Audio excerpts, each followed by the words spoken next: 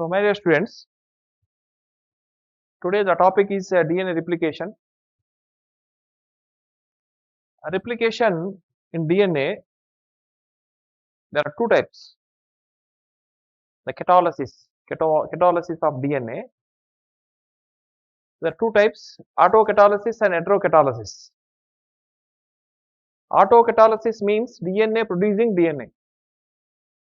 Heterocatalysis means DNA producing different molecule. It may be the messenger RNA or any other RNA. That is known as a heterocatalysis.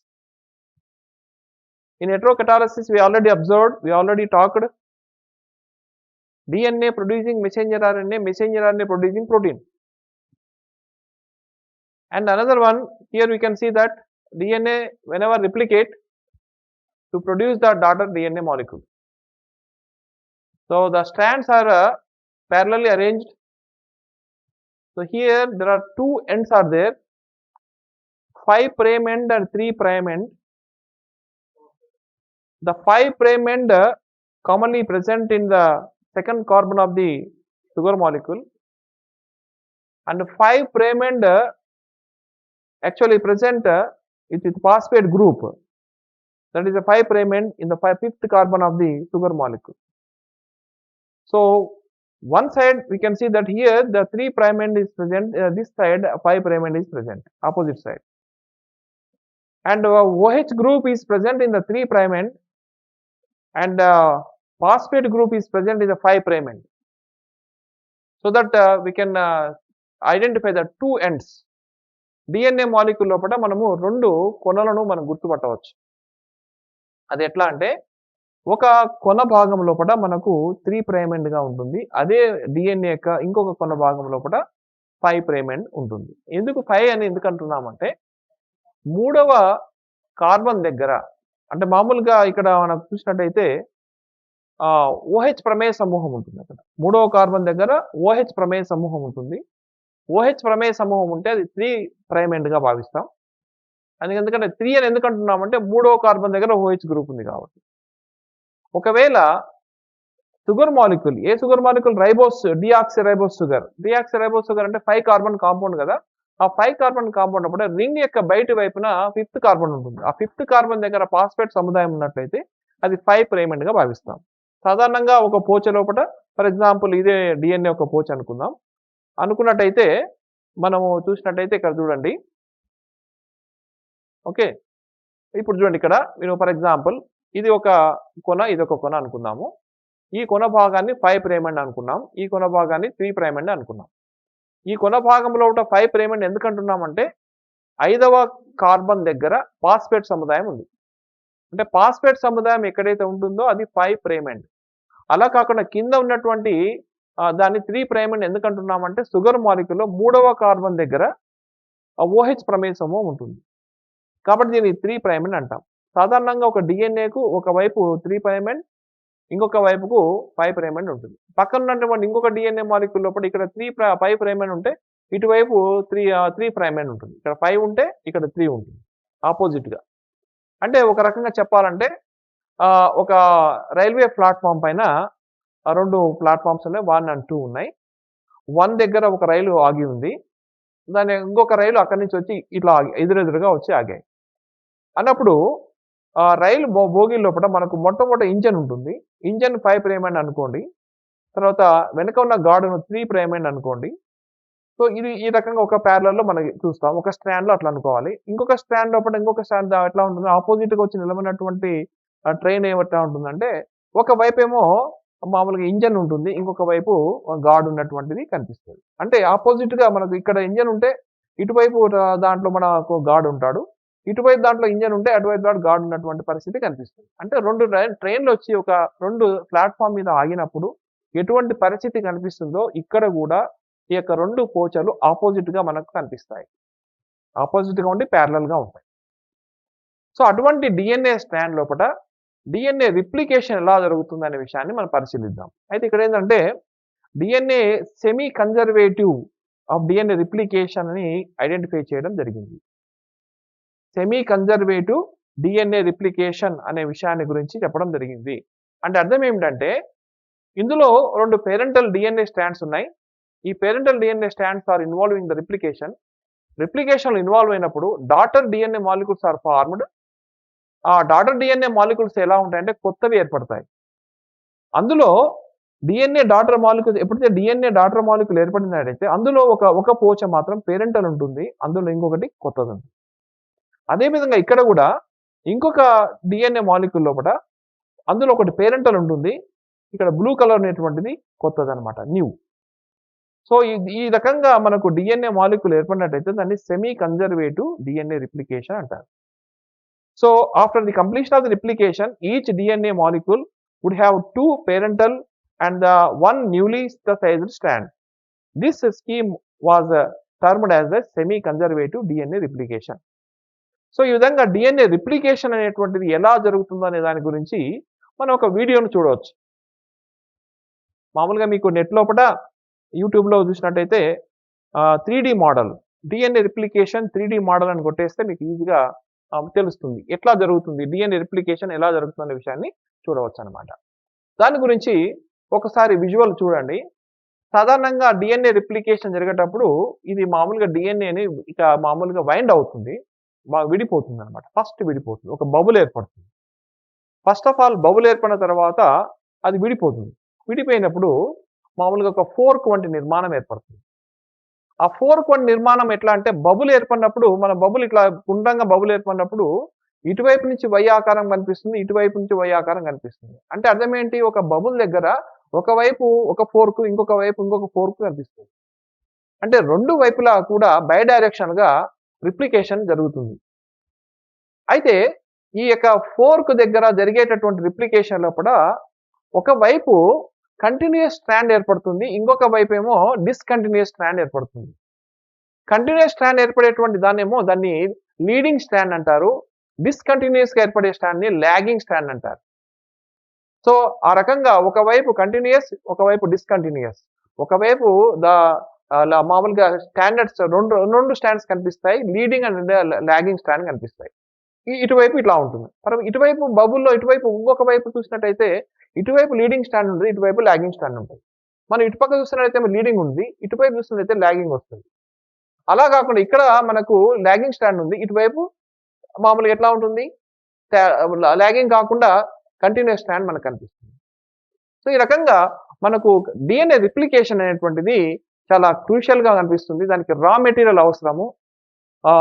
దానికి raw material ఎట్లా ఉంటుందంటే మన ATP రూపంలో, GTP రూపంలో, TTP రూపంలో, CTP రూపంలో అవి వస్తాయి.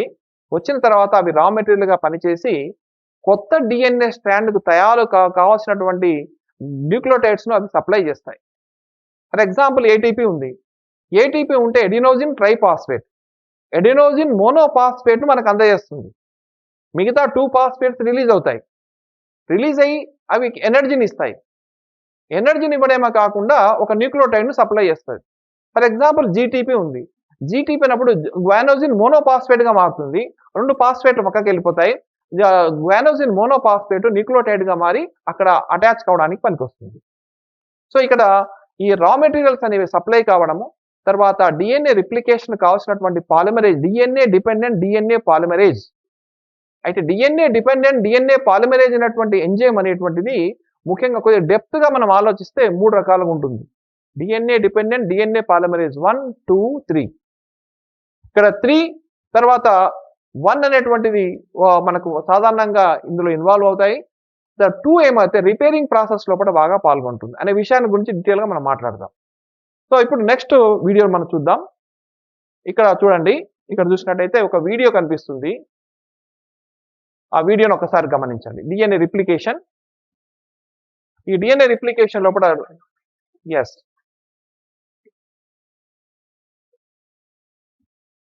ఇది డబుల్ హెలిక్స్ నిర్మాణం. అడెనిన్.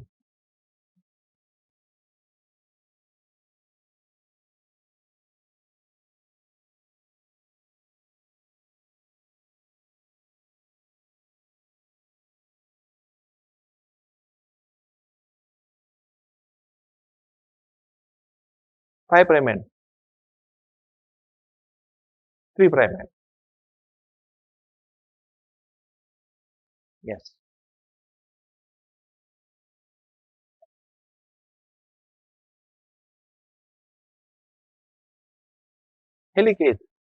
హెలికేజ్ అనే ఎంజైమ్ వల్ల వైండింగ్ అవుతుంది. ఇది fork. This a fork.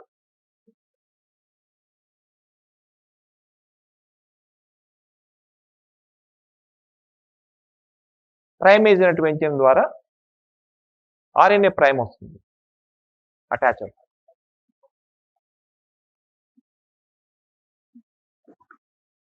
RNA primer.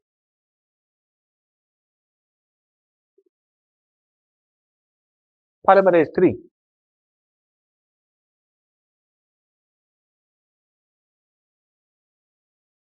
The raw material, all nucleotides are coming together, attached to the complementary strand, new formation of a new strand.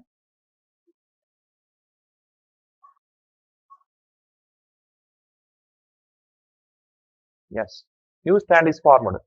The one strand, this is a leading strand. It's a continuous strand. Other side, you can see that lagging strand. Here also we can see that primase, RNA primers are so many and forms of Okazaki fragments. Here also the primase enzyme. Yeah, this is a primer, RNA primer. In between that, polymerase 1 is involved.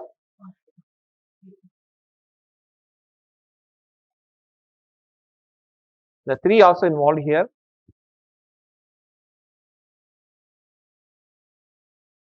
Another primase, then the primer is formed. Then all DNA polymerase enzyme involved in the synthesis of a new strand. But this is not original DNA. It is RNA. It is removing. Yes, removing of primer, RNA primer, and substitute the another DNA strand with the help of DNA polymerase 1.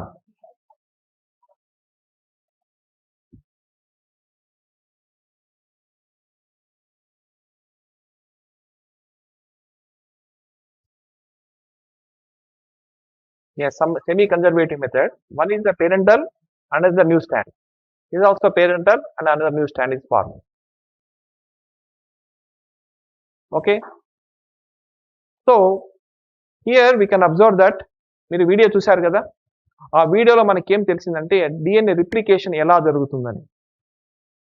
అది video చూడడం చాలా చిన్నదిగా సంక్షిప్తంగా ఉంది, మనకు ఒక idea ఇచ్చింది. కానీ అందులో చాలా రకాల రియాక్షన్స్ జరుగుతాయి.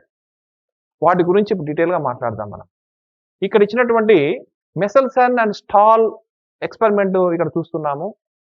వాళ్ళు ఏం చేశారంటే 2 రకాల మనకు డిఎన్ఏను మనం ఇక్కడ ఉపయోగించారు.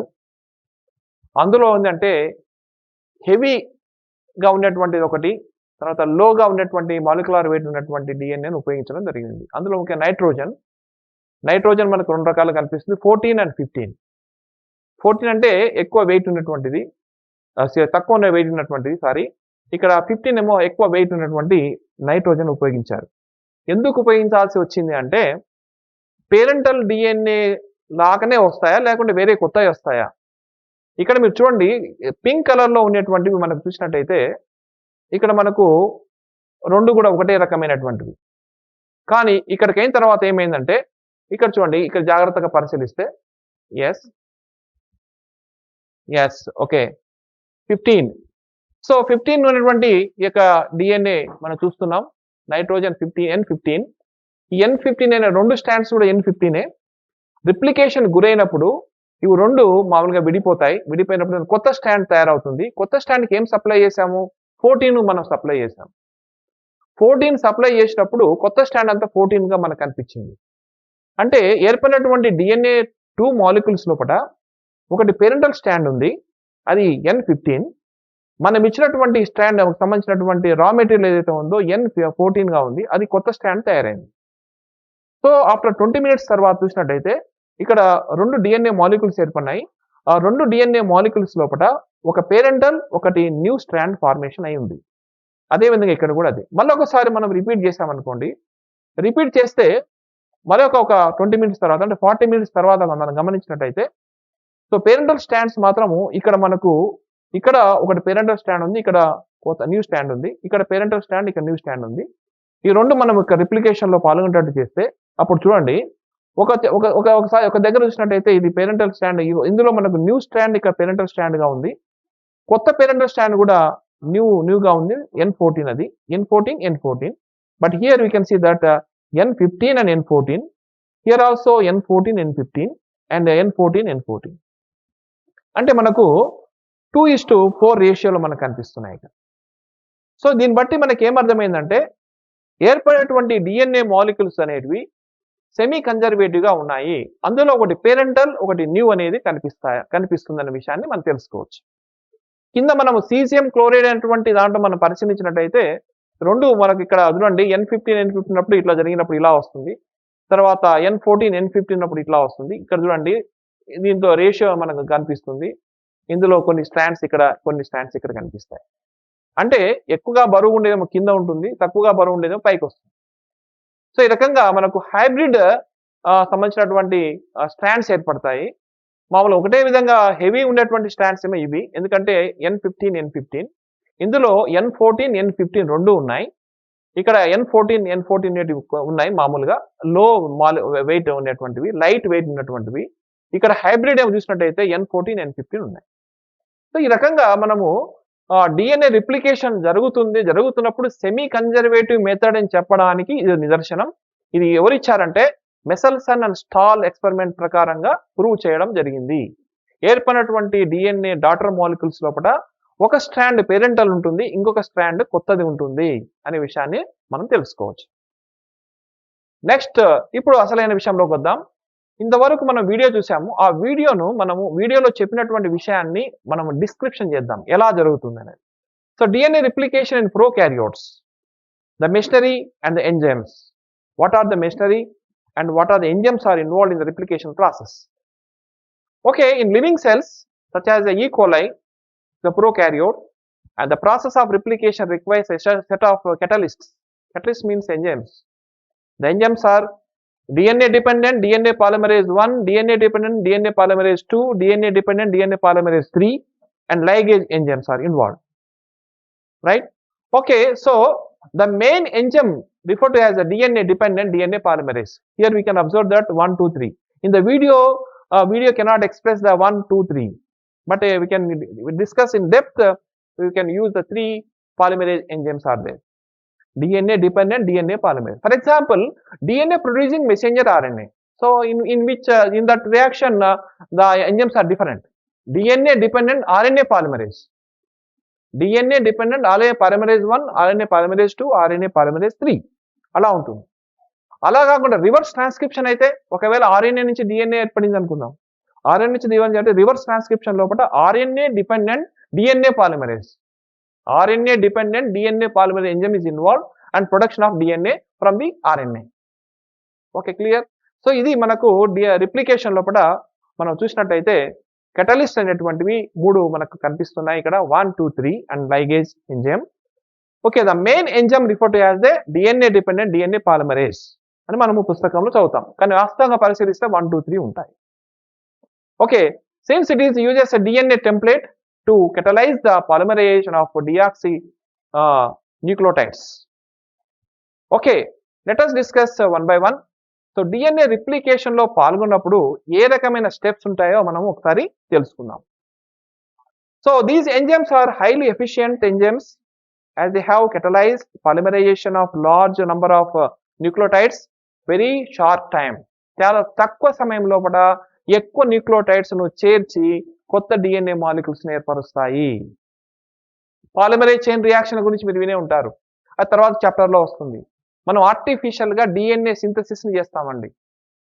డిజైరబుల్ డిఎన్ఏని తీసుకొని దాన్ని అనేక పీసెస్ గా, మిలియన్స్ ఆఫ్ పీసెస్ గా తయారు చేయడానికి ఉపయోగించేటటువంటి ఒక కొత్త రకం పద్ధతిని పాలిమరేజ్ చైన్ రియాక్షన్ అంటారు. Thus polymerase chain reaction are involving in the other methods also. Parental disputes ను కనుక్కోవడానికి, లేదా క్రిమినల్ కేసు జరిగినప్పుడు ఎవరు ససెప్ట్ ఎవరైతే ఉన్నారో వాళ్ళని గుర్తుపట్టడానికి కూడా పీసీఆర్ ను మనం ఉపయోగిస్తూ ఉంటాం. ఓకే. సో క్రిమినల్ సంబంధించినటువంటి అంశాల గురించి కూడా అధ్యయనం చేయడానికి మనం డిఎన్ఏను మనం ఫింగర్ ప్రింట్స్‌గా తీసుకోవడానికి అవకాశం ఉందన్నమాట. అది తర్వాత చాప్టర్‌లో మనం డిస్కస్ చేద్దాం. సో ఈ కోలై that has only 4.6 into 10 to the power of 4.6 into 10 to the power of 6 base pairs. A complete process replication within the 38 minutes. చూడండి ఎలా ఉందండి, ఈ కోలై లోపల కంప్లీట్ డిఎన్ఏ రిప్లికేషన్ జరగడానికి కావాల్సిన సమయం ఎంత? 38 minutes. Okay, that means that average rate of polymerisation has to be approximately 2000 base pairs per second. 2000 base pairs per second. అంత ఫాస్ట్గా జరుగుతుంది అనమాట. ఎంజైమ్స్ ఉన్నప్పుడు జరిగేటటువంటి రియాక్షన్ చాలా ఫాస్ట్గా ఉంది అని ఇక్కడ మనకు అర్థమైంది. సో ఎనర్జీ తక్కువ అవసరం అవుతుంది, చేంజెస్ బాగా జరుగుతాయి. ఈ కోలై లోపల మనకు 38 minutes లోపల కంప్లీట్ రిప్లికేషన్ ప్రాసెస్ జరుగుతుంది. ఒక సెకండ్కు ఎన్ని బేస్ పేర్స్ వచ్చి జాయిన్ అవుతాయి అంటే 2000 base pairs are join in the replication process. Yes, ఇక్కడ మీరు చూడండి, యాక్చువల్గా డిఎన్ఏ రిప్లికేషన్ అనేటువంటిది ఇక్కడ డయాగ్రామ్స్ నేను వేసి పెట్టాను. ఇక్కడ ఎలా జరుగుతుందో ఒకసారి ఎక్స్ప్లెయిన్ చేస్తాను, ఆ తర్వాత మీకు ఐడియా వస్తుంది. డిఎన్ఏ రిప్లికేషన్ లోపల there are the some steps are involved. Initiation of replication and replication bubbles are formed and DNA primer is involved, and the fourth one, DNA synthesis is semi discontinuous and bidirectional అని అన్నాను నేను. అంటే initiation of replication ఎలా జరుగుతుందో చూడండి. ఇక్కడ initiation of replication జరగడానికి DNA a protein అనేటువంటిది ఇన్వాల్వ్ అవుతుందండి. డిఎన్ఏ ఏ ప్రోటీన్ ఇన్వాల్వ్ అయినప్పుడు అక్కడ మనకి ఏం జరుగుతుందంటే ఆ యొక్క డిఎన్ఏ మాలిక్యూల్ ఇలా ఉబ్బడం జరుగుతుంది, వైండింగ్ అవుతుంది. సో ఇక్కడ మనకు ఈ రకమైనటువంటి ఆ పోచలన్నీ కూడా దూరం జరగడం అనేది జరగడం అన్నప్పుడు ఒక చిన్న బబుల్ ఏర్పడుతుంది. ఆ బబుల్ ఏర్పడడానికి కారణం ఎవరు అంటే DNA a protein. DNA a protein is involved here and formation of bubble in the DNA. అయితే naturally we can observe that in prokaryotes and eukaryotes. In prokaryotes only one bubble is formed, but whereas in eukaryotes there are so many bubbles are formed on the DNA. DNA లోపల చాలా చోట్ల bubbles ఏర్పడతాయి, చాలా చోట్ల ఒకటేసారి synthesis start అవుతుంది. జరిగినప్పుడు ఆ తర్వాత మొత్తం ఒకటేసారి అయినట్టుగా కనిపిస్తుంది. అంటే ఇక్కడ అర్థం ఏంటంటే బబుల్ అనేటువంటిది ఎక్కడ ఏర్పడుతుందంటే ఓఆర్ఐ సైట్ దగ్గర ఏర్పడుతుంది. ఆరిజిన్ ఆఫ్ రిప్లికేషన్ అంటారు దాన్ని, ORI site. In the ORI site the DNA a protein is involved in the ORI site and initiation of the replication, the formation of the bubble. దీన్ని replication bubble అని పిలుస్తారు. ఈ replication బబుల్ను మనం గమనించినట్టయితే ఒకసారి చూడండి, 2 ఫోర్కులు కనిపిస్తాయండి. ఒకసారి నిలువుగా ఒక గీత గీద్దాం. గీత గీస్తే ఇక్కడ నుంచి ఒక ఫోర్క్ వచ్చింది, ఇది వై షేప్ లో ఉంది. తర్వాత ఇక్కడ నుంచి ఒక ఫోర్క్ వచ్చింది, ఇది రెండవ ఫోర్క్.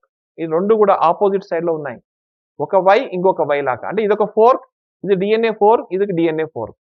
నేను ఇందాక చెప్పాను, ఇందులో ఈ ఫోర్క్ లోపల ఇక్కడ నుంచి కంటిన్యూగా జరిగేటటువంటి సింథసిస్ జరుగుతుంది. ఇది లీడింగ్ స్టాండ్, ఇది కొత్తగా ఏర్పడే లీడింగ్ స్టాండ్. ఇటుపక్క చూసినట్టయితే లాగింగ్ స్ట్రాండ్ అంటాం. దీనికి చిన్న చిన్నగా ముక్కలన్నీ ఏర్పడతాయి, దీన్ని ఒకచాగి ఫ్రాగ్మెంట్స్ అంటారు.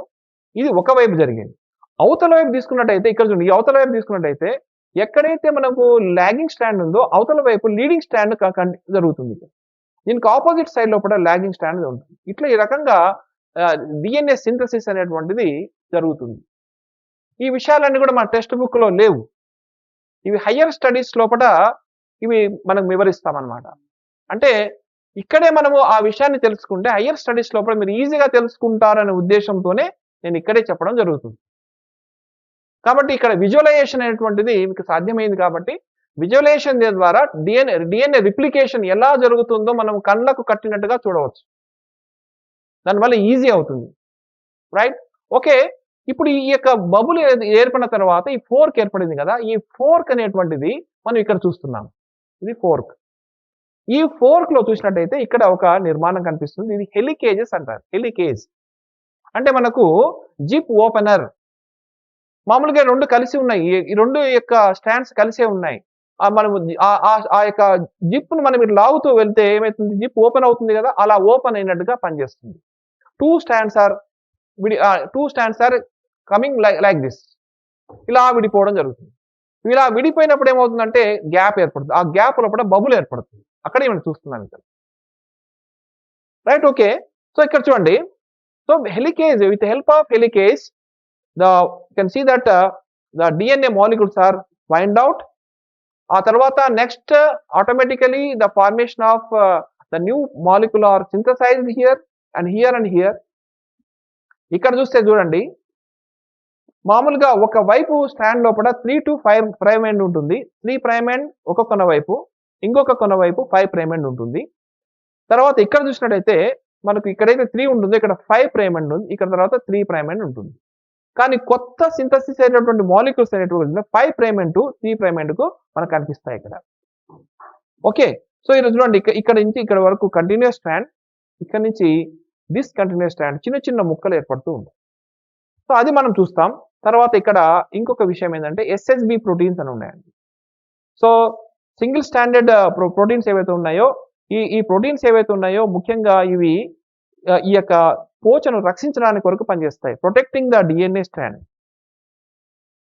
From the DNA-ase enzyme or nuclease enzyme. Nuclease enzyme నుంచి రక్షించడానికి కొరకు SHB ప్రోటీన్స్ బాగా సహకరిస్తాయి. తర్వాత DNA హెలికేజ్ వల్ల ఇక్కడ జిప్ ఓపెనర్ గా పనిచేస్తుంది. తర్వాత ఇక్కడ మనకు చూసినట్టయితే సాధారణంగా ఈ యొక్క DNA సింథసిస్ అనేటువంటిది ఇంకొక మాలిక్యూల్ తో అది ఎంకరేజ్ చేయబడుతుంది. RNA ప్రైమేజ్ అనేటువంటి ఎంజైమ్ ద్వారా RNA ప్రైమర్ ఏర్పడడానికి కొరకు RNA ప్రైమేజ్ అనేటువంటి ఎంజైమ్ ద్వారా RNA వచ్చి ఇక్కడ జాయిన్ అవుతుంది. ఈ RNA అనేటువంటిది టెంపరీగా జాయిన్ అవుతుంది. టెంపరీగా జాయిన్ అయ్యి ఇనిషియేషన్ ఆఫ్ DNA రిప్లికేషన్ కు జరగడానికి కొరకు అది మొదలు పెట్టడానికి కొరకు అది అక్కడ వచ్చి జాయిన్ అవుతుంది. ఆ తర్వాత DNA సింథసిస్ ఇక్కడ DNA పాలిమరేజ్ ద్వారా జరుగుతుంది. DNA పాలిమరేజ్ 3 ద్వారా జరుగుతుందనే విషయాన్ని మనం గమనించవచ్చు. రైట్, ఒకవైపు అంటే ఇది కంటిన్యూస్ గా స్ట్రాండ్ ఏర్పడుతుంది కాబట్టి దీన్ని లీడింగ్ స్ట్రాండ్ అంటున్నాం. Okay, leading strand and continuous fashion. And another side we can see that there are so many primers are formed here. So many primers, RNA primers అనేవి చాలా దూరంగా ఏర్పడతాయి.